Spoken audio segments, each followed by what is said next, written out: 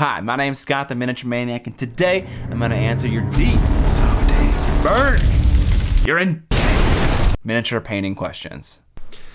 I forgot to mention that this video's sponsor, Squarespace, is the all-in-one platform for running your business and creating an online presence. More on that later.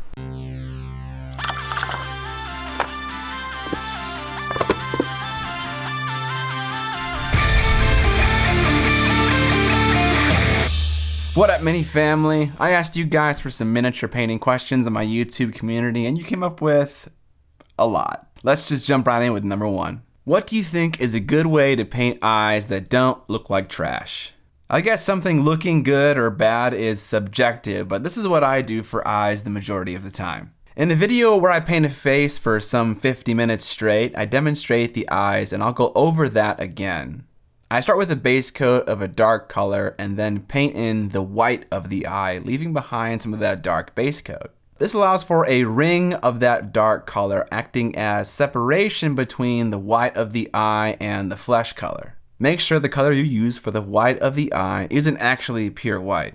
Then I paint in the iris color. I typically do this eye painting process pretty early on in the face painting procedure because I'm likely to make mistakes while painting eyes, and if I do, I don't want to do it on a face that's all nice and pretty and finished. At that point, you can call the eye done, and if you want bonus points, you can add in a black pupil in the middle of the iris and a pure white reflection to the top part of the eye. Sometimes I'll do this if I'm feeling spicy. Number two, you've talked in the past about how you had your eyes open to miniatures other than Games Workshop. As someone who is new myself at only buying GW, where do you start looking for other miniatures and what companies would you recommend? The subreddit r/minipainting has a fairly comprehensive list of miniature manufacturers, what they specialize in and where they're located. But I also have a list of sites that I like to buy from personally. Both things will be linked in the description below. Number three, what is your professional opinion on Vampire Wood Elves? Hard no. Hard no. Number four, what part of a miniature should you start painting first? Typically, the part of the miniature that I start painting first is the color that takes up the most surface area. For instance, on my model, the Duchess, that would be the jade green dress. The reasoning here is that this will be the messiest part of the miniature to paint, so getting it done first while nothing else has paint on it can reduce some suffering later down the road. If you want even more guidance, consider painting the part of the model that is most central. Again, in the case of the Duchess, this would be her torso. It's closest to the center of the model. This works well because if we consider the alternative, painting the legs first, we realize that when we go to paint the torso, it's likely that our hands will get all over the legs, possibly wiping away some of the paint. Similar problems happen in a variety of the scales that us miniature painters paint in. It's not exclusively for larger minis like the Duchess. Number five, do you sometimes go back to finished miniatures to add something you just learned about or have drastically improved on? No, I never do this. When I decide a miniature is finished in my head, I never pick it back up again. And this is partially because I'm lazy, but also because that miniature represents a part of my journey of improvement. It's in the past, and it's time to move on to bigger and better things that highlight my growth as a miniature painter. Number six, let's talk about thinning your paints. Thinning your paints is a spicy topic, and it's one that I've avoided despite its massive appeal for juicy clickbait, because it's not realistically a quantifiable thing. And that's to say, I can't tell you something simple like add 2 drops of water to your paint and then it'll work good. How much you should thin your paint depends on the manufacturer, the age of the paint, the technique you're trying to achieve, maybe even the environment you're in, and probably more. The best way I've seen painters convey dilution over video is with Ben Comet's videos, where he paints a swatch over a black dot to show you how opaque or translucent a paint is. The reason why you've never seen me do something like that for one of my videos is because I am constantly changing the dilution of my paint, whether I'm taking my brush and getting some moisture out of the sponge of my wet palette and adding that to my paint, or I'm doing the same with a water droplet on top of my palette. It'd be a very large hassle to show you each micro change in dilution whenever it occurred. And for these reasons, I've always said that thinning your paint is a feeling that you kind of learn over time. And you know, That's okay. Half the fun of a hobby like this is figuring out what works for you, your materials, your process, and your tools. Number 7. Tell me, Scott, from all the paint that you've tasted, which was the one that tasted the best? I want a brand and a color. Easy. Vallejo Model Color Air, Tank Brown. Give that a slurp. Number 8. What are my opinions on Scale75 Paint? So a little bit of context here. I've been using Scale Color as my daily driver paint range for the last 4 years or so I've developed kind of a nuanced opinion of them. About 5 to 6 years ago, Scale75 made the Scale Color range, and everyone was very enthused about them because they were ultra matte, which means you have control over where the highlights and shadows go because they aren't occurring naturally as much from light in your room because the paint isn't as reflective as something like Citadel, for instance. Now, me being an impressionable wannabe painter, I bought the whole paint range, of course, and what I said about it is definitely true. It's an incredibly matte range that allows for precise control over where you put your highlights and shadows. It's also very thick and creamy, so it wet blends nicely. Now, while the paint is super matte, it comes at a cost. First of all, paint can't be as vibrant when it's matte. Take the same color and cover it in a gloss varnish. It's always going to have a richer color when it's satin or glossy. That doesn't mean you can't have a saturated matte color, just that the same color will always be more saturated when glossier. When you want to blend up into a highlight with super matte colors, you have to do it slowly and in steps to make sure you don't go too fast, because if you go too fast and too bright, it'll get chalky really easily. I'm starting to care less and less about having the ultimate control and would rather just enjoy the painting process, which to me means using paint ranges that are maybe a little bit more satin. The colors will be richer and maybe using them will be more forgiving. Before moving on to the next tip, let's hear a word from our sponsor. I don't have a personal gallery for my miniature painting art, so when Squarespace reached out to me to sponsor my video, I took it as an opportunity to use their platform to build a dedicated gallery for myself. A gallery like this is useful for a number of reasons. For those that don't know what miniature painting is, which is like half of my family, this shows them in a succinct way. Importing images and dealing with alignment is made easy, and all the while creating a website that just looks awesome. It's important that your gallery show your work while also being functional and beautiful itself. If I need to see a bigger resolution of this mini so I can see the creamy blends, it's as easy as clicking on the image. If you want to set up a nice miniature art gallery for yourself, head to squarespace.com/Miniac to save 10% off your first purchase of a website or domain using the code Miniac.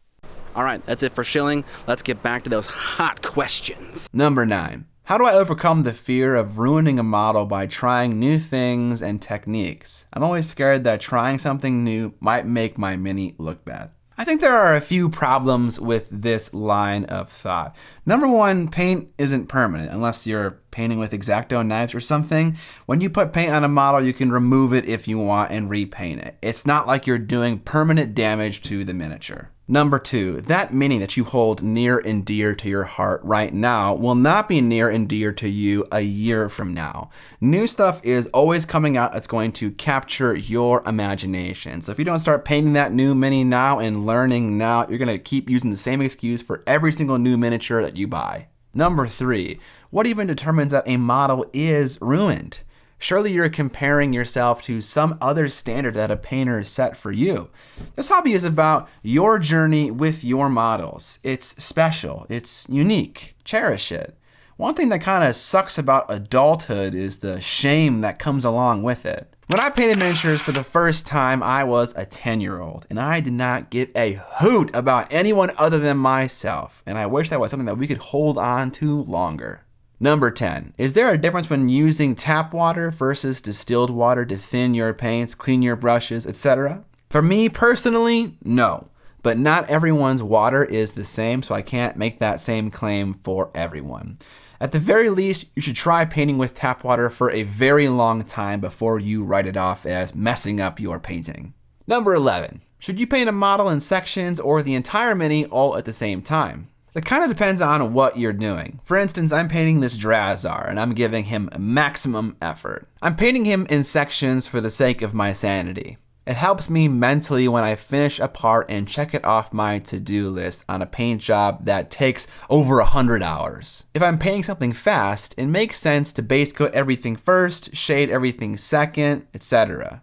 It really kind of depends on who you are as a person. If you're patient or you're working toward becoming more patient, consider working up a model all at the same time. All the base coats, all the shading, all the highlighting, etc. It makes sense to paint in this way because you're getting all the messiest parts of the paint job out of the way in the beginning. And then you get more accurate, you get more precise as time moves on. On a related note, I was painting this Drazar for a video and then I lost all the footage. It was a very, very sad day. I was chronicling how long it took me to paint, and I was going to make a video about how long it takes me to paint the best thing that I can manage. There is still some miniature left to paint. Would you be interested in seeing that video despite not seeing a large portion of that painting process? I can't really bring myself to redo it. Number 12, how can I tell when I need more coats for my base layer? Generally speaking, when you're base coating a model with a paintbrush, you can still see some of the undercoat if your first base coat hasn't reached full opacity, some of that white or some of that black. And if that's the case, keep applying layers. It's very possible that only one part or two parts of your miniature will need extra base coats and other areas will be fully done. So just apply base coats to those parts that need them. Generally speaking, not much happens to the model after 3 coats of paint, but that definitely varies based on your situation. If you're still not sure if you've reached full opacity or not, you can paint half of a section of a model, let it dry, and then compare the two halves. And if you see a difference, you're not there yet, keep applying layers of paint.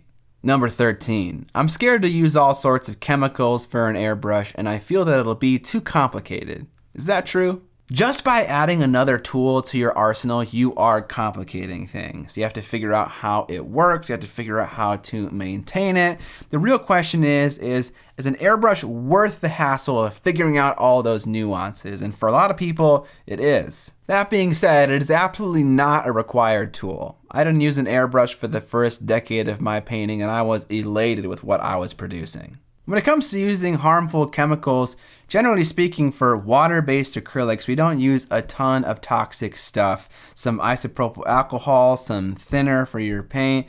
If you're concerned about toxicity, you can wear a nice filtering mask and also have some gloves on your hand to protect your skin from overspray.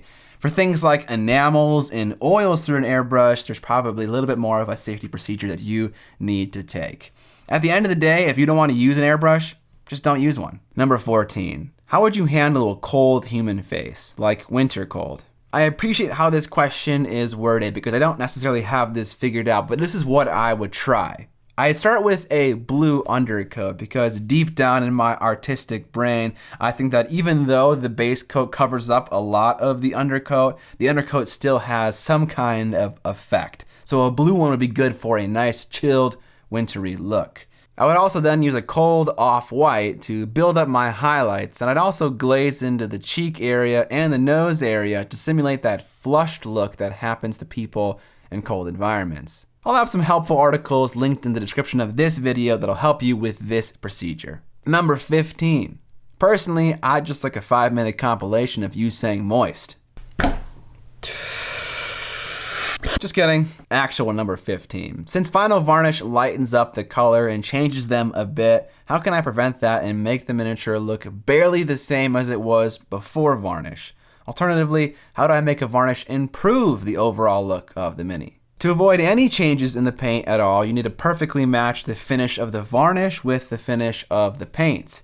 The reason why your miniature looks like it's changing color is because the varnish is applied to the paint and it changes the finish of that paint, as we looked at earlier. This becomes pretty problematic when you use a bunch of different paint ranges with different finishes on your models. For gaming miniatures, I kind of just take the L and apply Tester's dull coat to the entire miniature, and it changes the model a little bit, and that's okay. For display miniatures, I don't apply a varnish at all because they should have a plinth and no one should be touching the miniature in the first place. If you want to improve the look of your miniature with some varnish and the model is painted predominantly in matte colors, sometimes applying a satin or a little bit glossy varnish can make the model look better, but your mileage may vary. Now, if you're varnishing a miniature that has metallics on it, like true metallic metals, oftentimes applying a gloss varnish to those will make sure their luster stays intact. A matte varnish really kills TMMs. That's the end of the video, guys. Actually, before I end the video, just one quick announcement. If you like my videos, then I got some good news for you. John, my podcast partner, has started making videos on YouTube as well. And he's basically the same person as me, but 10 years older. So go check him out. It'll be linked in the description below. He has an awesome video about TMM, and he has another one coming out about contrast paints. Check it out. They're good stuff. All right, now we can end the video. Thank you for submitting all of your wonderful questions. You had some fairly deep ones about color theory and NMM that are best served in a video topic all on its own. Rest assured, I have not forgot about them. If you like the channel and you want to support it, there are a number of ways that you can do it, namely buying things like merch, like this sick generic Decapitation Spaceman t-shirt, Patreon, buying a model that I produced called the Duchess, and also a digital class that goes along with it, purchasing hobby gear that I recommend in the description of this video. But more importantly than that, subscribe or die! And most importantly, don't forget to paint more minis!